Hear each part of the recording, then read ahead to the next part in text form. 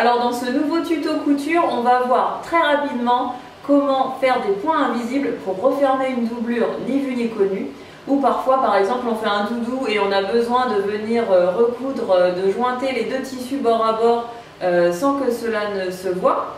Donc je vais vous montrer ça tout de suite. Vous allez voir, c'est hyper facile et très pratique. Voilà comment faire une couture invisible. On prend une aiguille, on prend du fil qui soit à peu près assorti à notre doublure, surtout quand on débute, parce qu'il se peut qu'on voit quelques-uns de vos points. On enfile le chat de l'aiguille, enfin surtout le fil dans le chat. À l'extrémité, moi je plie un petit morceau de mon fil en deux et je viens faire plusieurs nœuds pour m'assurer d'avoir un nœud assez gros qui ne va pas passer à travers la doublure. Voilà.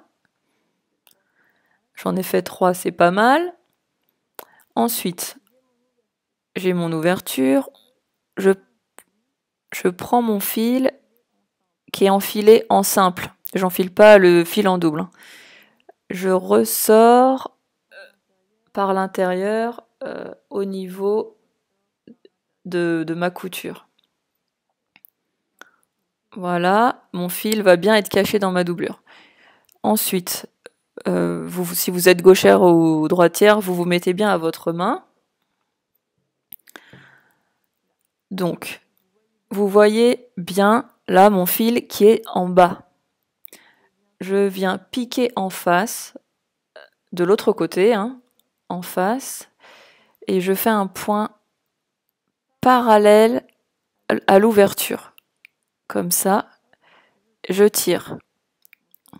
Mon fil se retrouve en haut, sur le bord du haut. Même chose, je pique en bas, en face de mon fil, et je fais un point parallèle à l'ouverture. Je tire. Et vous voyez qu'en fait, on va pas du tout voir les points. Faut pas hésiter quand même à serrer. On va pas du tout voir nos points. Même chose, je me retrouve avec le fil en bas et je pique en face, donc sur le bord haut, un petit point parallèle à l'ouverture et je tire. Et on fait ça tout le long. Et on se retrouve pour faire le nœud. Donc voilà, j'ai fini ma couture. Et là, je pique en face, pas trop loin. Et je vais passer mon aiguille dans la boucle pour faire un premier nœud. On tire. Je recommence un peu où je veux, mais tant que ça fait pas des grands points. Et je repasse dedans pour faire un double nœud. Et j'en fais un petit troisième pour la route, en s'assurant de ne pas bloquer le fil en double. Voilà. Et pour finir, je viens piquer à l'endroit où mon fil sort et je ressors un peu n'importe où dans la doublure en tirant bien sur mon fil, je coupe. De cette façon, j'ai un grand morceau de fil pris dans la doublure. Je peux maintenant rentrer ma doublure en mettant bien les coins, en les mettant bien dans le bon sens. Je pousse bien dessus.